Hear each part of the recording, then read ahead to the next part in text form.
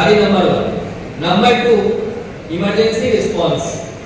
ఇప్పుడు ఒక మనిషికి యాక్సిడెంట్ అయినప్పుడు చోట్ ఎక్కడ ఉంది, ఆయనకి ఫ్రాక్చర్ ఎక్కడ ఉంది, స్పైన్ లో ఉందా, నెక్ లో ఉందా, లెగ్ లో ఉందా, గుండెలో ఉందా, ఎక్కడ ఉంది, మనకి దాన్ని బట్టి ఎమర్జెన్సీ రెస్పాన్స్ ఉంటుంది. సపోజ్ ఒక పర్సన్ కి నెక్ లో ఇంజరీ ఉంటుంది, మనం డైరెక్ట్లీ రెండు కాళ్ళు పట్టుకుని ఇద్దరు వ్యక్తి పట్టుకుని ఆటోలో షిఫ్ట్ చేస్తాం. నెక్ లో ఇంజరీ ఉంది, ఇంకా షిఫ్ట్ చేసినప్పుడు ఇంకా ఇంజరీ పెరుగుతుంది, దాని వల్ల చనిపోతారు. సో కొన్ని ఎమర్జెన్సీ రెస్పాన్స్ నియమాలు ఉన్నాయి. అది మేము ఒక వేరే మళ్ళీ క్లాస్ తీసుకుంటాము. క్లాస్ అంటే ఒక అవగాహన పెడతాము కి సపోజ్ యాక్సిడెంట్ ఉన్నప్పుడు ఏం చేయాలి, ఏ విధంగా మనకి ట్రాన్స్ఫర్ చేయాలి. ఒక బైక్ రైడర్ ఆయన హెల్మెట్ ఉంది, ఆయనకి యాక్సిడెంట్ అయింది, ఆ హెల్మెట్ తీయాలా వద్దా? షిఫ్ట్ చేసినప్పుడు హెల్మెట్ తీయాలా వద్దా? తీయాలి. తీస్తే అక్కడ ఒక ఇంజరీ ఉంటుంది, అది ఎక్కువ అవుతుంది. తీయకుండానే అట్లానే షిఫ్ట్ చేయాలి, హాస్పిటల్లో అవుతుంది సార్.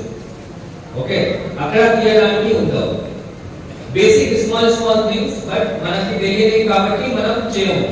ఓకే, సో అందుకే యాక్సిడెంట్ ఉన్నప్పుడు ఒకటి ఫ్లాట్ ఏదో ఒక తీసుకొని దానిపైన షిఫ్ట్ చేసి అప్పుడు ఏదో ఒక వెహికల్ అంబులెన్స్ వచ్చినప్పుడు అంబులెన్స్ ఆర్ మన వెహికల్ పోలీస్ వెహికల్ వస్తే police vehicle or private vehicle దానిలో షిఫ్ట్ చేయాలి. So small things. సో రెండు చెప్పాను, ఒకటి డయల్ అటెండ్ చేయండి, రెండవ వీలైనంత వరకు ఇమిడియట్లీ షిఫ్ట్ చేయడం. ఇప్పుడు supreme court, central government, state government అందరూ ఒకటి రివార్డ్స్ కూడా జరగలేదు. సో ఒక 4 వీలర్ ఆర్మీ అబ్బాయి ఫ్యామిలీతో పాటు బెంగళూరు నుంచి వైజాగ్ కి పోతున్నారు. సో ఆల్మోస్ట్ 10 అవర్స్ నుంచి 8 to 10 అవర్స్ నుంచి కంటిన్యూ ఆయన డ్రైవ్ చేస్తూ ఉన్నారు. అవతల సైడ్ ఒక ఓమ్ని వెహికల్ మహబూబ్ నగర్ నుంచి రాయచూర్ యాత్రికి పోతున్నారు. సో దానిలో 3 members female and 2 children, 5 members were there and 1 driver. ఇప్పుడు ఈ ఆర్మీ అబ్బాయి అంతసేపు నుంచి కంటిన్యూ డ్రైవ్ చేసినప్పుడు ఏమైంది, ఆయనకి అలసిపోయారు. జగ్లేర్ దగ్గర ఫుల్ స్ట్రీట్ రోడ్ ఉంది, ఆయన నడిపించినప్పుడు నిద్ర వచ్చింది. సడన్ గా ఆయన సెకండ్ లైన్ లో పోయారు. ముందు నుంచి ఆయన స్పీడ్ అంతా లేవు, ఆర్మీ వెహికల్ అంతా స్పీడ్ లేదు, కానీ ఆ రియాక్షన్ టైం లేదు కాబట్టి డైరెక్ట్ హెడ్ ఆన్ కొలిజన్ అయింది. ఆ యాక్సిడెంట్ లో 5 members చనిపోయారు. అటువైపు ఆ ఆర్మీలో 3, ఇటువైపు 2.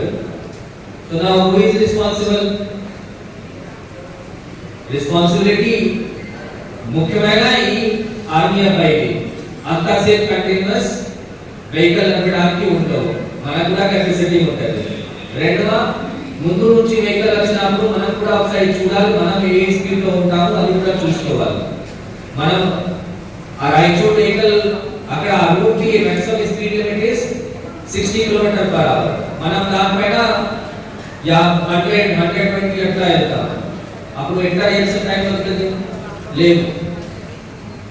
సో యాక్సిడెంట్ జరిగినప్పుడు ఒకటి వైపు డెఫినెట్లీ తప్పు ఉంటుంది, రెండవ వైపు కూడా మనం ఏదైనా యాక్సిడెంట్ మనం తప్పించుకుంటాం. పాత సంవత్సరం వరకు, లాస్ట్ ఇయర్ వరకు ఒక రోడ్ సేఫ్టీ అనేది ఒక వారం వరకే ఉండేది.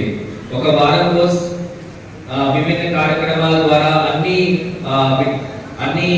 శాఖల ద్వారా పోలీస్, ఆర్ఎంబి, ట్రాన్స్పోర్ట్, రెవెన్యూ అందరు శాఖ కలిసి ఒక వారం రోజు ఏదో ఒక ప్రోగ్రామ్ చేసి అందరికీ అవగాహన కల్పించేవారు. బట్ ఇప్పుడు ఒక మంత్ వరకు ప్రతి సంవత్సరం పెరుగుతా ఉన్నది కాబట్టి ఇది కూడా 1 వీక్ నుంచి ఒక మంత్ చేయడం జరిగింది.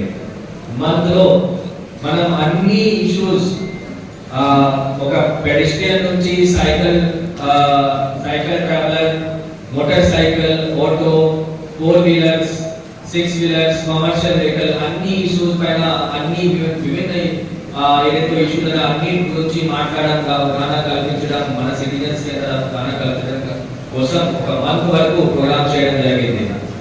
ఇప్పటి వరకు మనం లాస్ట్ 20 days లో ఆల్మోస్ట్ అన్ని schools, almost entire school, all senior secondary school and high school లో మనం ఒక రోడ్ అవేర్నెస్ సంబంధించి వచ్చి ప్రోగ్రామ్స్ చేశాం, వాళ్ళు కూడా అవగాహన కల్పించారు.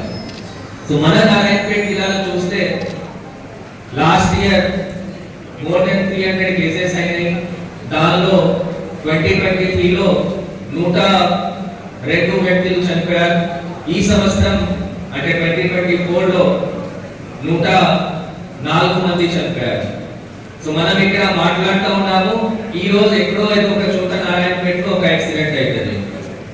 మీరు ఆలోచించాలి, ఒక ఎవ్రీ 3 డేస్ ఏదో ఒక మనిషి రోడ్ యాక్సిడెంట్ వల్ల చనిపోతారు. ఇప్పుడు ఎందుకు ఇది ప్రతిసారి మాట్లాడుతున్నాం, ఎందుకు ఇవన్నీ డెత్ ఏదైతే ఉన్నాయో ఇది ప్రివెంటబుల్ డెత్. మనం ఇది జిల్లాలో ముఖ్యంగా మనకి ఆల్మోస్ట్ ఈ జిల్లా 2500 స్క్వేర్ కిలోమీటర్ ఏరియా ఉంటుంది. దానిలో మెయిన్లీ మనకి 3 నేషనల్ హైవే ఉన్నాయి. ఒకటి మహబూబ్ నగర్ నుంచి రాయచూర్ కనెక్షన్ ఇస్తున్న NH 167, అట్లాగే అది 47 కిలోమీటర్ దాదాపు ఉంటుంది. దాని తర్వాత NH 167N Krishna tea junction నుంచి చేగుట్ట వరకు 13 కిలోమీటర్ ఉన్నాయి. అండ్ ఒకటి కొత్త NH కోస్టి వైపు నాచారం నుంచి సంపల్లి వరకు, అది కూడా 15 కిలోమీటర్ వరకు ఉన్నాయి. అది కొడంగల్ నుంచి మహబూబ్ నగర్ కనెక్ట్ అవుతుంది.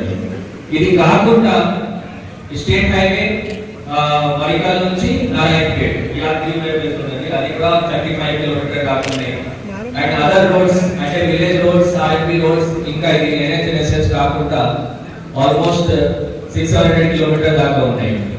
సో మీ అందరికీ ఒకసారి ఫస్ట్ ఈ రోడ్ యాక్సిడెంట్ ఎందుకు మనం ఇక్కడ ఈ ఒక మాసం వరకు మనం అవగాహన కల్పించడం, వేరే వేరే కార్యక్రమాలు చేసి ప్రతి ఒక్క సిటిజన్ కి రోడ్ సేఫ్టీ సంబంధించి మాట్లాడించడం ఎందుకు జరుగుతున్నది, ఒకటి మీకు ఎందుకు అంత ఇంపార్టెంట్ ఉన్నాయి అని మీకు డాటా బట్టి నేను చెప్తాను. దేశవ్యాప్తంగా ఒక సంవత్సరంలో మినిమం ఒక 1.5 lakh మంది రోడ్ యాక్సిడెంట్ వల్ల ఒక సంవత్సరంలో ఇండియా వ్యాప్తంగా చనిపోతున్నారు. ఇది ఎక్కడైనా వార్ జోన్లో కానీ, ఇప్పుడు ఎన్నో యుక్రెయిన్ రష్యా వార్ ఉంటుంది, గాజా ఇజ్రాయెల్ వార్ ఉంటుంది, అంతమంది ఎక్కడైనా డెత్ ఉంటావు. ఇది రోడ్ యాక్సిడెంట్ లో అంతా ఉంటుంది. సిమిలర్లీ మీరు ఎక్కడైనా టెర్రరిస్ట్ అటాక్ లో కానీ ఇంతవరకు ఎప్పుడైనా ఒక సంవత్సరంలో డెత్ ఉండవు.